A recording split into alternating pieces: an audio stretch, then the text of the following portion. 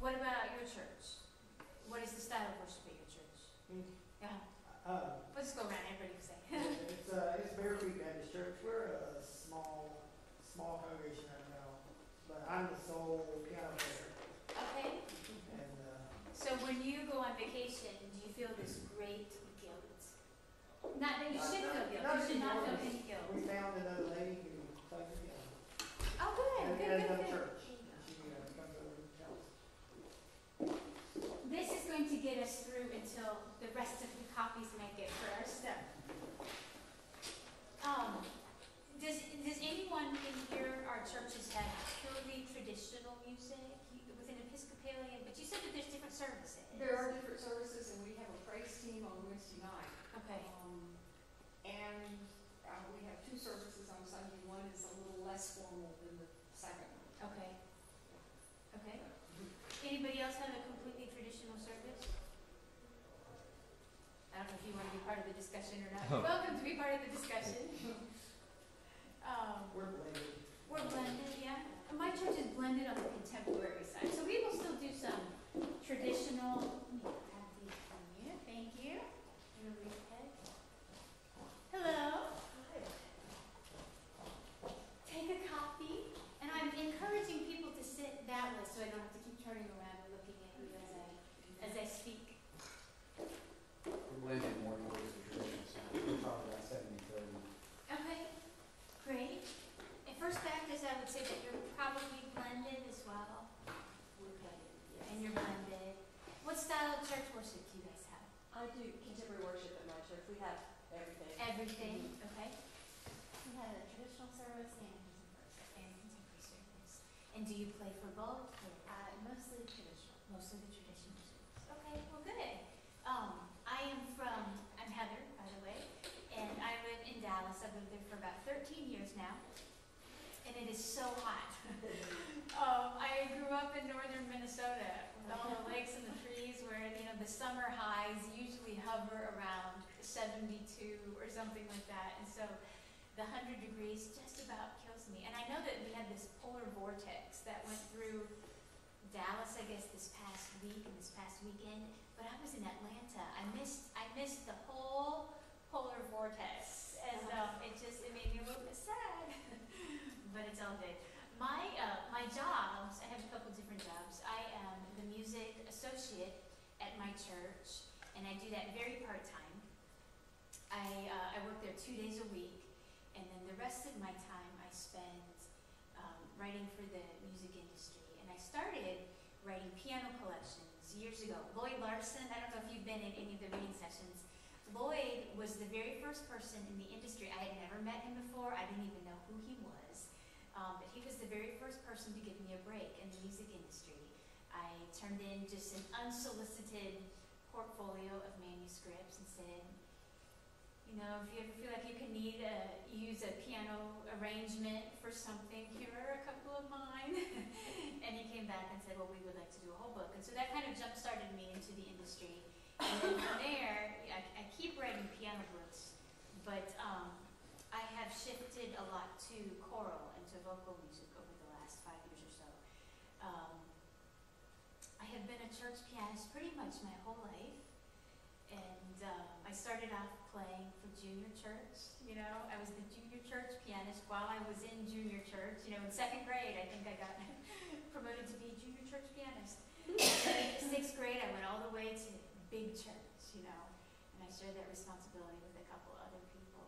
So I have been in every size of church, and from home home church, where we started a church in our home with just, 10 of us in our home, all the way to massive, in between, medium size, churches that have an abundance of talent, churches that have almost no talent, churches with big budgets in their music ministry, churches with no budget in their music ministry. And so I feel like the situations and the different places God has placed me in have given me a little bit of a rounded view of church music and church music ministries a little bit. So as I travel around, I do a lot of worship conferences, and as I travel around, there was one question and one comment that I would get all over the country by just scores of pianists. And many of them, it just broke my heart when they would come up and talk to me, because many of them had been the church pianist for 30, 40, sometimes 50 years, and they had been a good steward of their gift, and they had fine-tuned it, and they practiced. And we know that church pianists, we are committed people. We are the ones who are at every single rehearsal early. We can't show up late.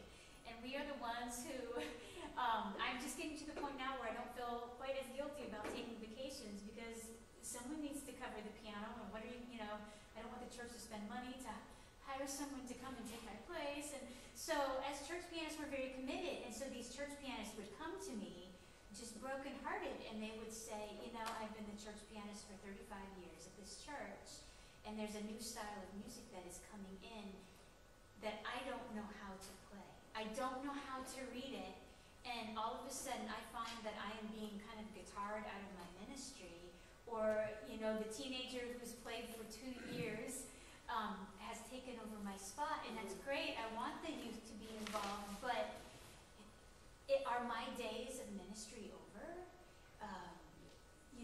Do I not have a place to use my gift anymore? And what do I do? What can you tell me? How, what tools can you give me so that I am an effective tool in the music ministry at my church? And so after I heard that about 20 or 25 times, and handed tissues out to people while I cried along with them, I thought we just really need to have a session on how to read a lead sheet and how to read a chord chart, so that whatever style of music is handed to us to play for the worship services, we can join in, and we can still be leaders in the music ministry. So on the scale of 1 to 10, how many of you feel like you might be in the 1 to 3 category of the thought of having to play off of a lead sheet or a chord chart just terrifies me, and I wouldn't even know where to start? Good. Okay. Well, this is the place for you.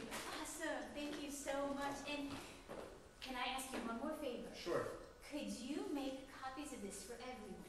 All right. I will work. Yes. Okay. I'll try. Thank you so much. I'm so sorry. I don't know where the little ketchup was, but I thought everyone was going to have a copy, and that's probably my bad. And I'll be back as soon as I can. awesome. I will stretch my introduction until you get here. So the 1 to 3 category, I don't know where to start. Okay, so what about maybe like the 4 to 6, where we've done it a few times, we made it through, and we felt really uncomfortable, and I need some help. Okay, a couple of us in that many of us in that category. Okay, so I think I got everybody, but anybody in the 7 to 10 where I do this all the time, I'm pretty comfortable, but there's always room to grow. Okay, so kind of. You're between a 6 and a 7. Let's say 6 and a half, 6 and 3/4. Okay. 6 and a quarter. 6 and a quarter. That's an honest man right there. I like it. Okay. So hopefully today I'm going to hit on every level, starting with I don't even know where to start. Hopefully I can give you tools so that by the end of this class period, you will be a functioning rhythm section player and a functioning keyboardist for, if you get thrown in playing with the youth band, or even just in your regular blended service, someone hands you a chord chart or lead sheet and says, okay, here we go. Like, wait a minute, stop. And then for those of you who are more comfortable, it seems like you're the top level right here at the 6 1/4. Hopefully, all the way up through that, I can give you tips that will take you even up to the next level. Hopefully, that is my goal in this. And so, first of all, in order to read a lead sheet or a chord chart, basic understanding of chord structure. We have to understand what makes up a C major chord and the difference between a C major and a C minor. You know, how do you spell an F major chord, or, you know, a G minor chord, or something like that. If you do not know how to do that yet, this session won't really help you. Everybody has to have that foundation. If you're not quite sure on what makes up different chords, I would say maybe audit a music theory course at your local college or university, or just hire a piano teacher to teach Go you. online, too. Go online, there you go. All the courses are free. Oh, awesome. I am so adding that into my notes for the next time that I teach this session. That's a great idea. So, but anyways, I'm teaching this from the understanding that you have an understanding of the different chords. There is a difference between a chord chart and a lead sheet. Right now, you have the first page of a lead sheet. And you will get the rest of those pages. Unfortunately, the chord chart did not make it through, but I'll explain it to you. A lead sheet is when you have a staff with the melody line written with chord symbols above it. You are lucky to get one of these when you're playing with a band or when you're playing contemporary music. Sometimes you are handed a chord chart. In the chord chart, since we don't have numbers, I will just say, let's say we're reading Jesus Loves Me, okay? Jesus loves me. And we've got C,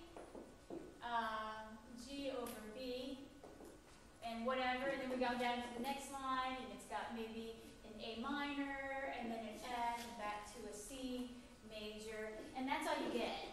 You get a text, and you get a chord symbol. So that's the difference. Basically, a lead sheet has the melody line written on the staff.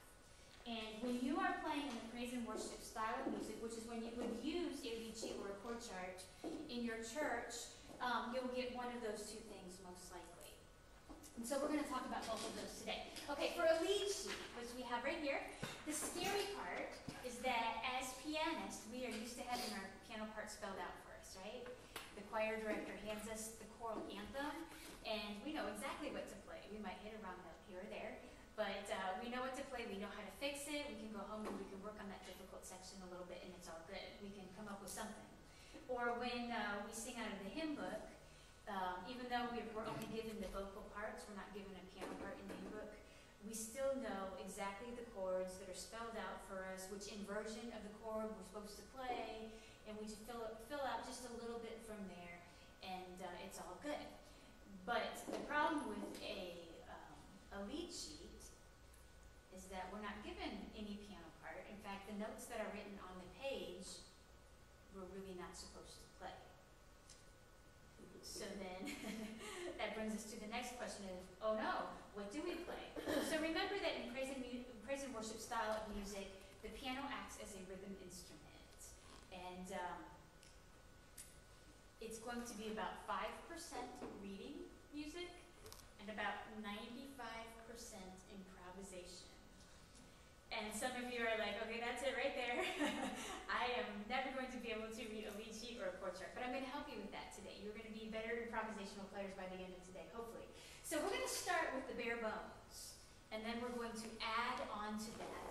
You are awesome. Thank you so, so, so much. Thank you, thank you, thank you. You're welcome. You have been the superhero of the day. You have saved our sessions. You have saved their ministries. And gained at least a couple jewels in your crown. All right. Maybe even a whole crown for this one. Goodness.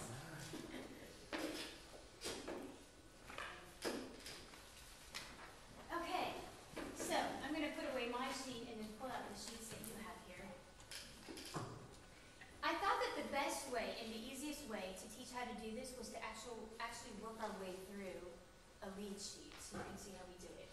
And unfortunately, I'm going to have to sing for you in this to prove a point. And I'm not a singer. I'm a 5-note alto, and this is a little higher than I'm comfortable with. So you're just going to have to, use your imagination. Are you all familiar with the song Mighty to Save? Okay, if your church is blended at all, you've used this song. And so when we look at a lead sheet, we're given some information here. We are given the key signature, which is A. Yes, and the trick if you're not sure how to read key signatures quickly, if it's in sharps, if you've got sharps in your key signature, take the last sharp, because they're kind of written in order. What is the last sharp that's represented there? G sharp, and you take it up a half step, which leads you to A. Every time you have sharps in your key signature, that's how you can figure out what key you're in. You take the last sharp, which will be your reading tone, you bump it up a half step, and you are always in that key, okay? So we know what key signature in. We're in the key of A. What time signature are we in? 4/4. So it gives us that information, which is really good. And it also, if you're lucky, it's going to give you a metronome marking of 74. Quarter note equals 74 beats per minute. So we know kind of how fast the song is supposed to go. So as far as charts go, we've actually been given quite a bit of information. And you're saying, oh no, there's not quite enough there.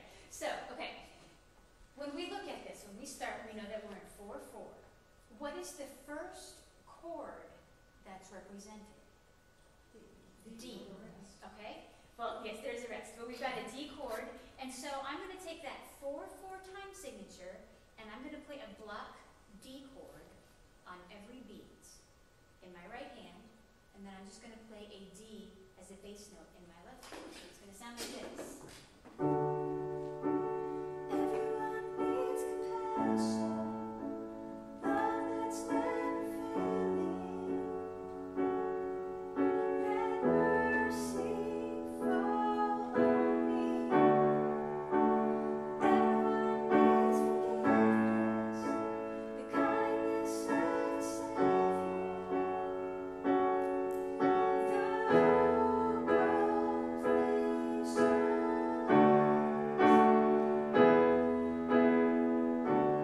Okay, did that all make sense what I did there? I didn't have to create any new music. I just took the chord symbol that was represented, and I kept a steady pattern going. And I chose the pattern by my time signature. Okay, now, so if you understand that concept, you are now a functioning rhythm piano player. It might take a couple times of practice to get that, but if you understand that concept, that is how you read a lead sheet from the bare bones. Okay, now, notice that when I did that, I didn't play all of my chords in root position. This is how it would sound in root position.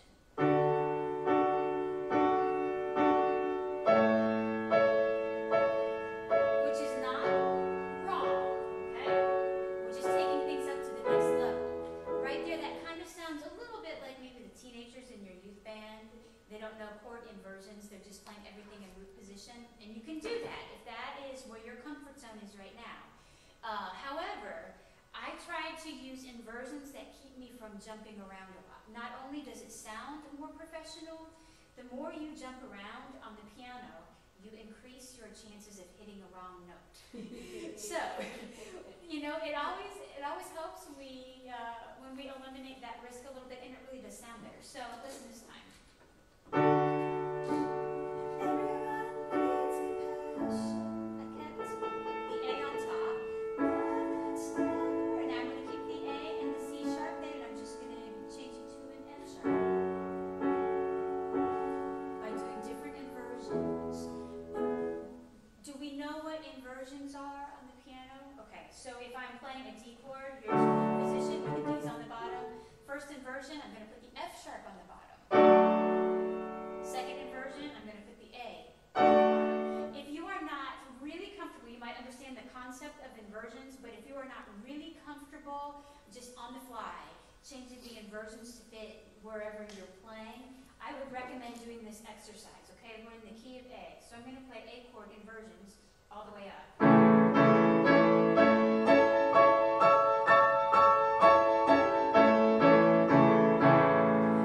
And you can go faster and faster as you go. The key is basically just to build enough speed so that your hands, they jump to the right notes without you having to stop and think. Okay, C sharp on the bottom. Okay, this is how I play guitar. I know like 4 chords on the guitar, and every time I have to stop and think, okay, this finger goes to that string, and move this one over here. So we want to get past that. So that's the way you do it. This key signature also uses a D chord a lot. So then I would do a D chord. Up and down, you know, an E chord.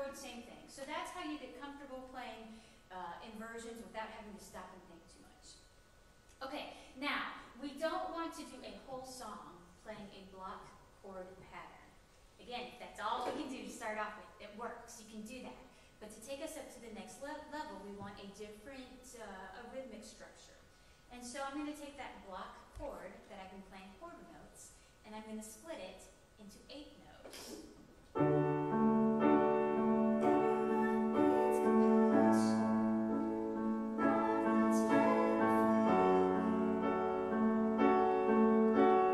Now notice I'm adding a little something to my left hand now. I'm just adding a tiny bit of rhythm. So listen again to the left hand.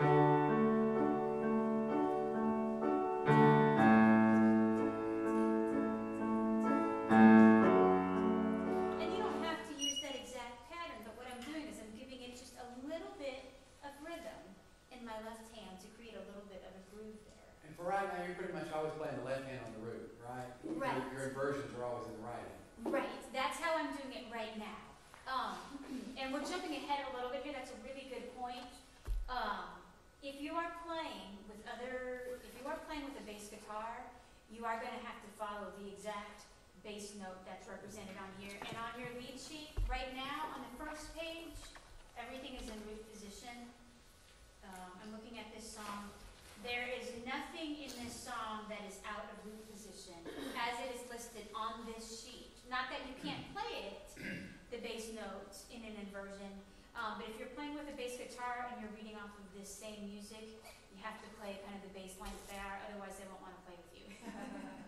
They say, get someone else who knows how to read a chord chart or read sheet. Okay, so we know those 2 patterns now, the quarter note pattern, the 8th note where you split it in parts in 2.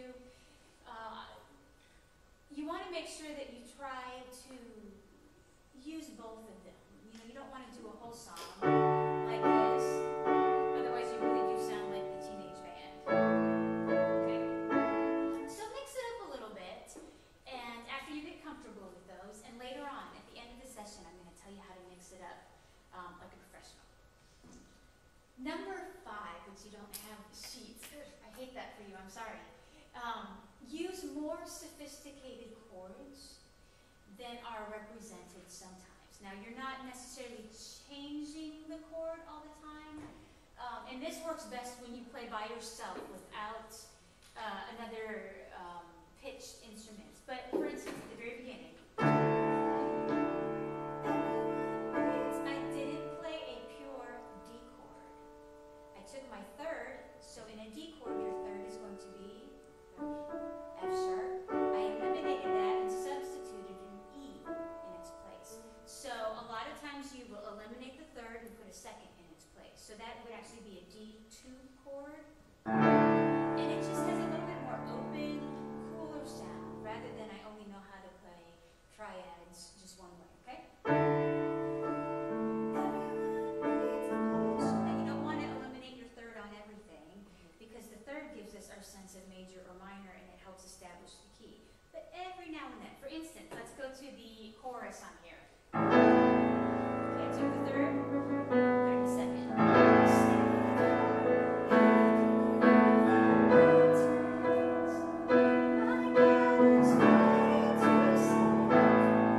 All of those, I took the 3rd out of my right hand and I did the 2nd in its place. Now sometimes I did an inversion in my left hand where I added that 3rd in instead of the bass note. The first one, there's no 3rd that I'm playing. So I put the 3rd, the G sharp, in my left hand. There's no 3rd in that chord. No 3rd in that chord. No 3rd in that chord. I take that back. There's a 3rd in that chord. So every now and then, throw in a few more sophisticated chords just to give it a little more of a professional sound. There's not a huge rub if your guitarist is playing a D chord and you're playing a D2 chord. It's not a big rub. That's not going to cause a major problem. It will cause a problem if you decide to do a D2 chord here and you decide, oh, I think I would like my left hand to play the 3rd rather than the root as written and you have a bass guitar playing. That's the only time you're going to really run into issues with that because it's gonna sound muddy. And here's why. There's a very scientific get below this C, which is the C below middle C, anytime you get below that C, anytime you put two notes together, if it's anything smaller than a fifth, it's going to sound muddy and too deep and dark and cluster-ish, because you've got these really fat sound waves. You know, the lower you go, the fatter your sound waves are going to be. And when you have two notes that are fairly close, with these big fat sound waves, the sound waves bump up against each other and it creates a very muddy sound. So that's why I don't play this in my left hand, because that just doesn't sound good. However, I will play that in my left hand. So anything below the C below middle C, you don't want to do anything tighter than a fifth, an open fifth. From there all the way on down the keyboard. And kind of in that same line, a lot of times we tend to think, I'm getting ahead of myself, but you guys don't have the notes anyway, so it doesn't matter. A lot of times we think, oh, soft and gentle, I'm going to play that all up here, you know. And it doesn't quite create the soft and gentle that we're going for, because just like the big fat sound waves, anytime you go up high, you get a strident, piercing sound, which is why you only need one piccolo for the whole orchestra, because it will out-pierce, you know, a first trumpet. And so if you want soft and gentle, you don't put a cluster of chords up high. I don't mind if you use a single note melody, you know. And that works, but not, you know, it's too many high piercing sounds that are all smooshed together, and it's just, it's not pleasant to the ear. Okay, number 6. Don't play namby-pamby, which is the technical musical term. Namby-pamby. I'm sure that our students have that in their theory book somewhere. This is a stylistic style of music. It's a rhythmic style of music. The style itself usually involves a full rhythm section. So whether we are playing by ourselves, or whether we have a whole rhythm section behind us, you know, the guitars and the drums, we still need to play it as if we were the full rhythm section. And I have heard this so many times.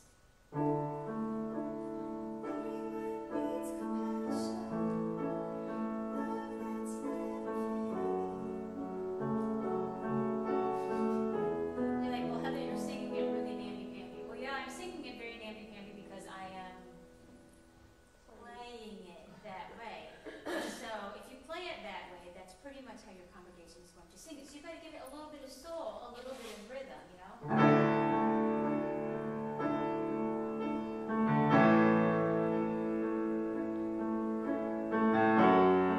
So there has to be a pulse that's always going. And I hear some people abuse that pulse where it's really bangy. You don't have to go that direction, but it does. This is a rhythm style of music, so there has to be a rhythmic pulse in there somewhere. Even on the softer, more gentle songs, at some point you need to make sure that you're introducing that. Okay, number 7. Embellish between phrases. If you look at measure 9, at measures 9 and 10, there's nothing there melodically, and you just have chords and slashes.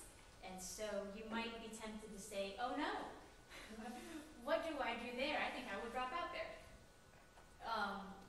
So this is what I would do there. I would embellish there a little bit musically, rather than just keeping your pattern of block chords going. Add a little bit of melodic interest. So,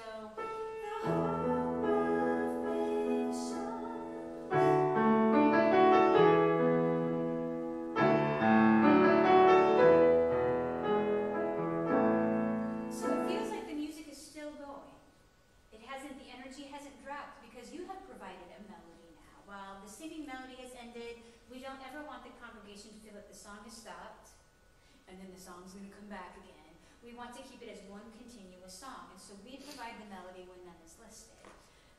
If that was too much for you, what I just did, and that scared you a little bit, you can simplify.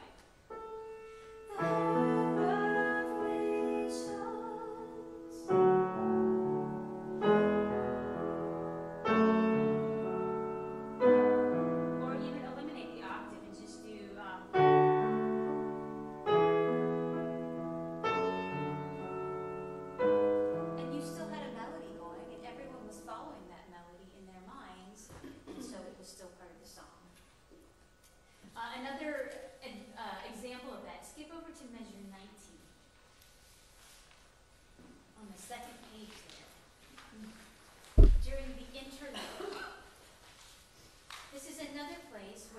no melody written, and so you will need to come up with something melodic to play there.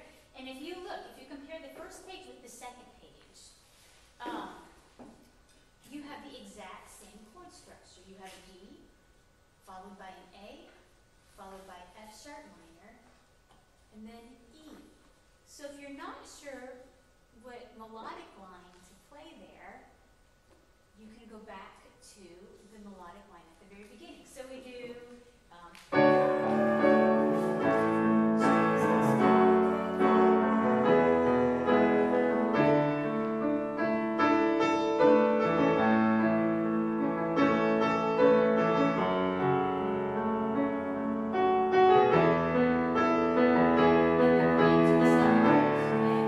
what I hear often is I hear no melodic line, and it creates a very awkward moment.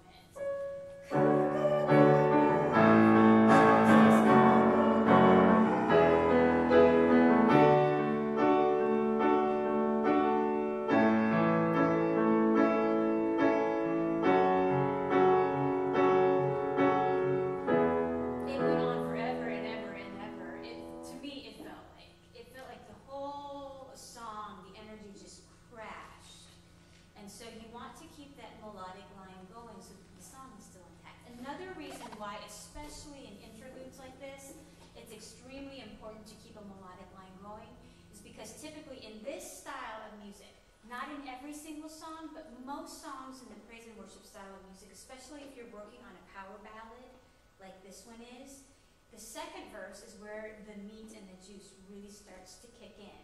You know, the first verse might be a little bit more reflective, a little bit softer, but then as soon as you hit that interlude going into the second verse, that's when things are going to start building up to the second verse. And if you don't provide some energy there with the melodic line, you will never achieve that. So listen one more time.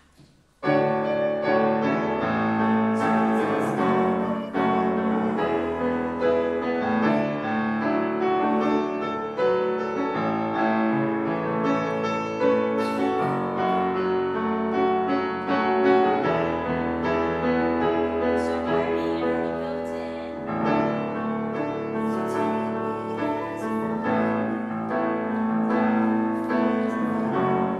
So that interlude going from first verse to second verse is very important.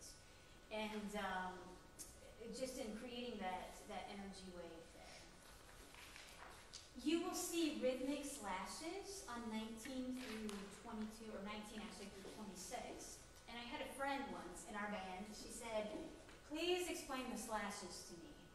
I'm used to reading notes, eighth notes and quarter notes and whole notes, and I don't understand slashes. They just confuse me. Slashes basically show you where every beat is in a measure. And so when you see 4 slashes, you know that for those 4 beats on measure 19, you're supposed to play a D chord. However, if you look down to measure 23, you have 4 slashes because you have 4 beats in the measure. How many beats do you play the D chord on? 2. And you play the A chord on which beats? 3 and 4. Right. And then you look at measure 24, and we know that we will play an E chord pattern, or a melodic line that follows an E chord, for the first 3 beats, and then when we hit beat 4, we are supposed to go to F sharp minor. Sometimes you will see, let me show you on the board here. Sometimes you will see slash, slash, dun, dun, dun. You know, that's 1, 2, 3, 4 beats, and then you're back to slash, and you know, a couple notes, and then slash, slash. So this is our measure line. And my friend, usually if that happens, you're also in a staff system. Did I write that too low for you guys to see? Can you see that? Okay. So what that means is that if, you know, this is a G, you know, G, and we're back to a D, A, or whatever. We play a D chord in the same pattern that we're going. D chord, and then whatever these notes are in the staff, da da da da da, and back to our pattern, or just our regular chords, da, and then we play the exact notes written, and back to chording along. That's what that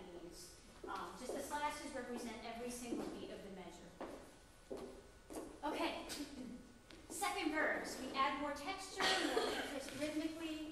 This is a great place to break your block chords if you have not already done so. I said to add more texture to the second verse, creating that bigger feel. I'm going to talk about texture just a little bit more. Let's go to the bridge at measure 27. You say, how did you know it was the bridge? I don't see that anywhere. I only know it's the bridge because I know the song. There's no way musically you would know that, really, unless you had studied the music a little bit. So we're at the bridge here. Typically, in this song, the bridge is a bigger section. It's more rhythmic, it's louder, there's more energy that's created. And so somehow, as the pianist, I need to create that vibe. And I know that just doing a basic block chord pattern on 4 beats isn't going to create the vibe I want. So in order to create more energy, you need to add more texture, especially more rhythmic texture. So the more texture you have, typically the more energy you have. If I played a whole song on whole notes, if I played this whole song on whole notes, it would not have much energy. Everyone needs compassion, love that's never failing. And that might be perfect for what you want it for. But when you get to that bridge section, it's just not going to work. Shine your light in, let your hold, whatever the words are. And if you want a very low texture there, fine. But if you want to get that driving force that you normally hear in this section, you're going to have to change your texture. And you do that by changing your rhythm.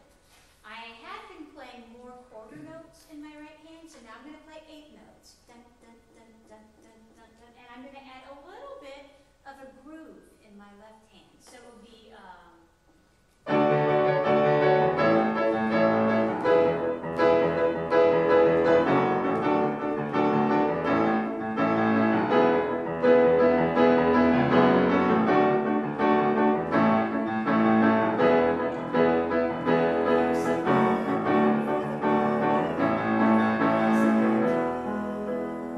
what happened on the word king?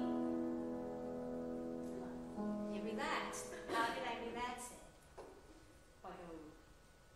Yes, yes, yes, yes, yes. We're getting very close. I changed the texture. I changed the texture, so I thinned it out. All of the, I have been doing this.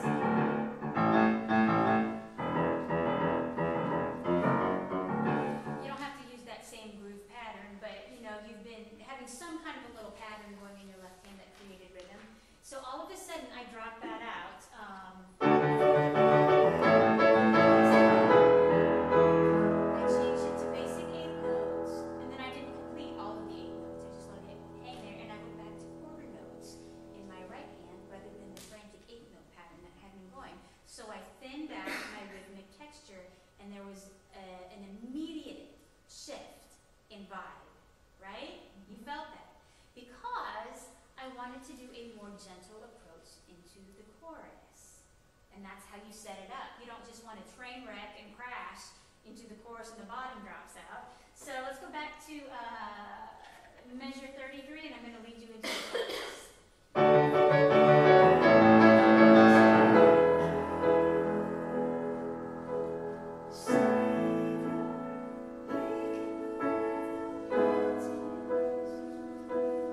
And I set a very definite feel and vibe by how I did my texture. My left hand basically went back to that one note that I'm playing. My right hand maintained an easy quarter note feel. Okay?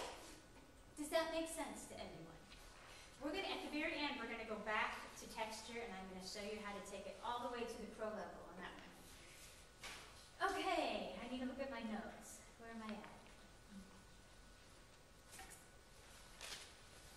Okay. If you're a music minister, or if you are looking for charts online, unfortunately, anybody can put a lead sheet, or anybody can put a chord chart online. It's just, if you know how to use a computer, you know how to create a Word document, you can post it up there illegally, I might add, for the whole world to see. And what happens is that Joe Blow, who knows 4 chords on his guitar, will cram every song he knows into those 4 chords, and he will feel really good about that, and he will publish it for the wants to help the world to be able to play all of the songs he knows, but unfortunately he uses those 4 chords that are just not right. Or the chords don't line up with the text in the right place. You are going to run into this problem frequently online unless you use reputable websites. The very, very best website for this is ccli.com. There's Song Select. Song Select is a little bit different than CCLI, but you all, if your church uses this song at all, you have to have a CCLI license in order to stay legal. Otherwise, your church is operating illegally. So if you have a CCLI license, it automatically gives you the option to buy into Song Select. Song Select is a program that has every song you can think of in its database, and they have created chord charts, lead sheets, hymnal versions, or if you just want the lyric sheet, you can just print the lyric sheet. But it has created all of that for you and placed all the chord symbols where they're supposed to go. And here's the kicker: you can print it in any key you want. Of course, you have to buy the, I think you have to buy the highest version of Song Select to do that. I can't remember what it's called, the premium version or whatever. But it is well worth the money. That's the best money we spend every year at my church, because you can play any song in any key. So, I'm sorry? That's like little sound bites of the Some of them, they do. Some of Not the them. whole song, but it might be Right. chorus or. Just to give you an idea of what the song is supposed to sound like, right. So that is an extremely reputable site for congregational worship. There's another place, praisecharts.com, that has become better. About 5-7 years ago, I wouldn't really recommend it because they hadn't worked out all of their editing bugs, and it would have a lot of errors in the music. They've come a long way since then, and they also have decent charts where it actually sounds like the song is supposed to sound. The chords are right most of the time. I still go back and I alter a few of their chords every now and then, but still, for the most part, their newer songs especially, the ones that they've just recently added to the program in the last couple years, are pretty good, and their syllables line up with the chords pretty good. The nice thing about praise charts is that not only can you download a chord chart or a lead sheet, but you can also, if you have a church orchestra or you have a whole band that you want to, whatever, you can buy and download the finale file for the orchestration. If you have an orchestra that plays with your church, and you want to put it in a different key for your orchestra, or you want to throw in a repeat in this section that's not there to fit your congregational needs, or you want, I don't have a trumpet player, but I have a saxophone player, and I want to give some of those lines to the saxophone. So if you're familiar with finale, you can actually go in and tweak the score to fit your needs. So Praise Charts does a good job of that. Okay, that was just a little side note. Moving on. Notice the very last chord on measure 30,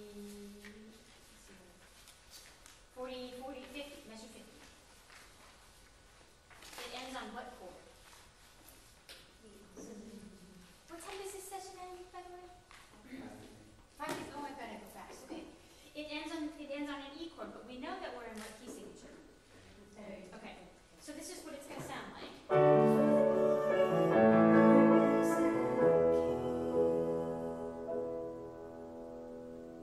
And then you're done.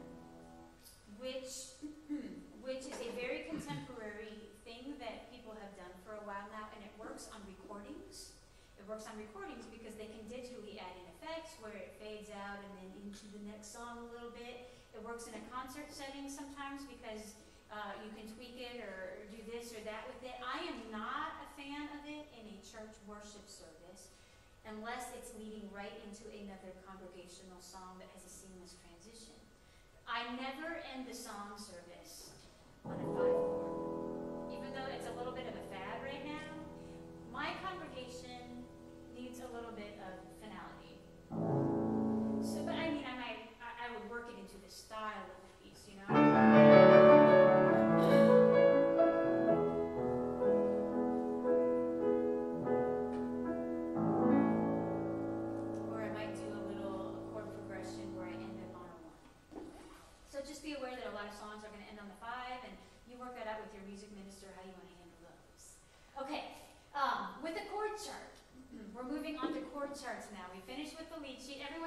working knowledge of how to read a lead sheet at this point, I hope. You might have to practice some to master it, but we know how to do it now. The chord chart. I hate that you don't have one of these, but when you look at a chord chart, basically you see Jesus loves me, this I know. If you look at what I wrote up there, how do you know what the time signature is? You don't. Sometimes you can figure out what key you're in, but how do you know the tempo? You don't. You're right. You know, how are you supposed to know where one measure starts and one measure stops? If you are very lucky, they'll have a measure line there. I have not been so lucky in the past. So that's great. Phrase line. Pardon me? Sometimes they just write them. Sometimes they write a line there. I have not experienced that, and I think that's great that they're starting to do that because it creates a lot of confusion. How do you know the vibe of the piece if you didn't know this song already? It gives you, right, it gives you almost no information. And so, don't let anyone make you feel bad when they hand you a chord chart of a song you don't know and you have a hard time getting what they want. Don't let anybody make you feel bad because there is no way you can know unless you already are familiar with that song. Or unless you can play it through a couple times with the band and feel their groove and say, okay, I can fit into this, I'm just going to do my best to remember where that measure ends and this one starts. But don't ever let anyone make you feel silly about that. We have, my church, we have one of the largest VBSs in the country. Personally, I think we go over the top. You know, it's too much, but that's not my call, and you know, it's not my call. So, but we hire in a pro band for praise and worship time to play with a couple of us at our church that are already part of the band, and we pull the best players in the Dallas and Fort Worth area. In fact, when the Broadway musicals travel in from New York, when we go to them, I open up to see who the local talent who they've hired to play in their band. I'm like, oh, there's Keith. Keith plays for us. Oh, there's Larry. Hi, Larry. You know, so we hire the best in Dallas and in Fort Worth. And when we send them the music for VBS, you know, a week or two ahead of time, and we send them a chord chart, we always send them a recording of how we plan on interpreting that song, because even at the highest pro level, they will not look at a chord chart and know what you want to do with it. And we don't have that much rehearsal time. I mean, if we sat down in a rehearsal and said, okay, let's play through this 5 times so we can all figure out who's doing what, and so we can figure out the groove that we want, and the texture that we want, and the vibe that we want. Okay, they could pick it up pretty quickly, but we don't have that time. And that does not give them enough information to work with. So, chord charts were designed for people who already have a general idea of how the song is supposed to go. So don't feel badly. And then you use the same techniques that we just talked about. You know, if it's 4/4, okay, then I'm going to play block chord pattern or an 8-note pattern. I'm going to, you know, play more sophisticated chords here. I'm going to add a little melodic line at times when there's nothing else going on. So we use the same techniques. Okay, in a chord chart and in a lead sheet for introductions, you know, in the past, when we've been in traditional churches and traditional worship, we play the last 4 bars as our introduction.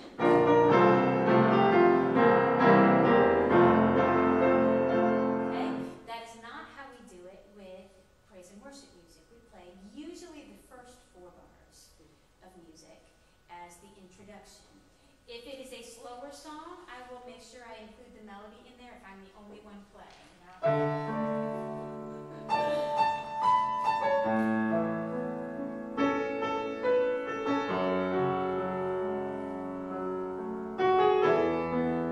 And here's where the congregation would enter.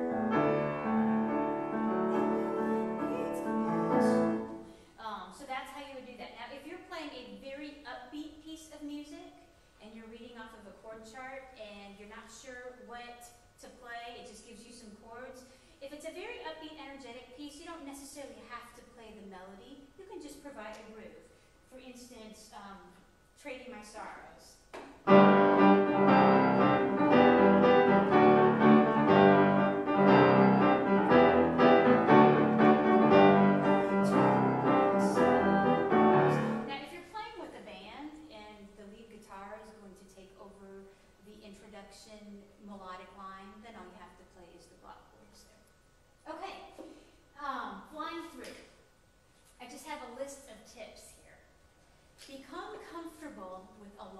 sharps. If you took piano lessons my generation or before my generation, we learned to play all of the flat keys first, and then we learned to play the sharp keys, which they have gone away from that now, which is really good. So they teach, I guess, sharps and flats kind of at the same time, interchangeably, I guess, I don't know. For years, like embarrassingly years, whenever we would hit a song in A major in the hymn book, I would kind of look over at the organist, wink, wink, you know, or that, and then we would change everything to flats, you know. Anything over 2 sharps, we immediately changed to flats. And so most of us, we learn to play in flats and not sharps. Your guitarist will want to play everything in sharps. The very first time I played with a guitarist, I had created this beautiful worship package where I knew what I was doing as far as creating worship packages go, and I understood working with voices, and I had created this seamless worship set that exactly fit the sweet spots of all of the voices I was working with. So one song just, not just keys working together, but the energy wave of, okay, I'm coming off of this song and I want to keep energy going, and so I'm going to jump in at the chorus of this next song because that's the big moment of the song. Just beautiful. And I handed it to the guitar player, and he looked at it and said, I can't play that. Said, I can't play an E flat. I've never played an E flat. I'm like, what? You never played an E flat? And in my mind, I thought, oh, this poor little guitar guy, he probably knows like 3 chords and, a C and a G. I'm like, well, what about 1 flat? I don't think I've ever played in 1 flat before either. I thought, what? But then as I worked with more guitarists, I realized that this is a common illness. That they only play in sharps. Now, sometimes they will capo up to put themselves in A flat. They'll play in G, their little chords in G, and they'll capo up a little, to the first capo, and so they're playing in the same key, but more often than not, you will be the one who needs to play in sharps rather than them switching to flats. I learned to get over my fear of sharps. I had a piano degree, I had a music career, and still sharps scared me because I didn't learn them until later on. I got over that when I started playing contemporary music with the band, and everything I played was in sharps. And so now I look at something like, oh, sharps, okay. So become comfortable with sharps. Make sure you understand how altered chords work. This is very important. A C2 chord is different than a C major chord. That one's not so, the rub on that is not so great, so that doesn't concern me as much as if you have been given an F suspension chord on the page and you play an F chord. I had a guitarist once in our band who didn't know that an F suspension chord was different than an F chord. And an F suspension chord will either be spelled like this, F sus. Old school style of that says F 4-3. And what that means is that if you have a suspension chord and you're playing an F chord, this is an F chord, right? The suspension will take the 3rd and put it in the 4th. So that is the suspension. If you see F sus and you play an F chord, you're going to be playing this while your guitarist is playing that, and it's going to sound really bad. If you have F 4-3, that means that it's telling you that you need to resolve the 4th down to the 3rd. So 1, 2. Most music today doesn't write 4-3. Most is going to write F sus and then give you an F chord. So understand that, because you will make enemies quickly in your band. Also, another way to make an enemy in your band is if you play a G chord with a G in the bass, and it is written as a G over D, and your bass guitarist is playing a D. Because again, you can do that muddy sound where you're like, but oh, it's in the same chord, it shouldn't be a big deal. Well, you've got all of those big fat sound waves hitting up against each other, and your bass guitarist will ask for a different pianist. So keep that in mind. Lucky for us, this style of music doesn't use very complex altered chords. If you were playing off of a jazz chart, you might have a chord with 5 different alterations in 1 chord, and that makes for difficult sight reading sometimes. This is going to sound like such a mean thing to say, and I don't mean it mean at all. I'm just being realistic. The praise and worship style was built off of guitar players, many of who did not have a lot of music education, and so they only knew a couple chords, but God had blessed them with the ability to lead in worship and to be stage people. And having 4 chords in a song or 12 chords in a song has nothing to do with our heart of worship. And so God uses every style of music. I mean, it's our heart that really is the determining factor on whether we are worshiping or not. But, so praise and worship style of music isn't going to have real complex chords, lucky for us sometimes. You are going to see a few alterations, though. The thing that separates the amateur, I'm looking at my little thing here to make sure we've got 1 minute. Can I hold you for 2 minutes? Yes. Okay. The thing that separates the amateurs from the pros in this, and I mean that, is the correct use of texture. And we already talked about it a little bit, but let me give you an illustration. The teenagers in my church taught me a song a couple years ago that I fell in love with. It's Reliant K's Never Underestimate My Jesus, and this is how they sang it.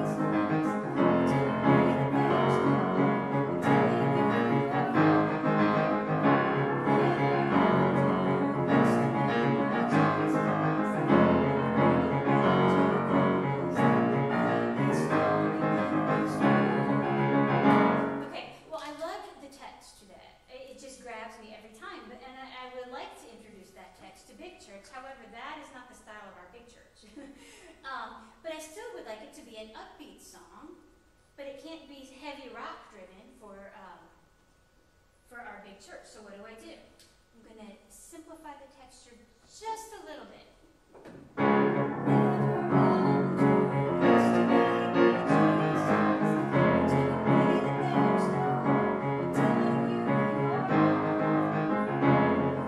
All I did was I eased up a little bit of the rhythmic texture in both hands.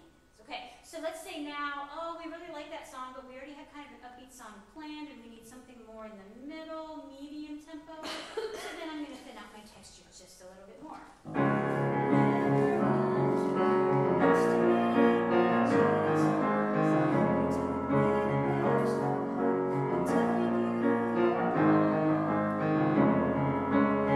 So now it feels more like a medium song. You're like, well, you're not singing it very fast. I'm singing it the exact same tempo. I have just thinned out my texture so it feels completely different. Now you say, okay, but we would like something that's, more thoughtful, more reflective right before the sermon.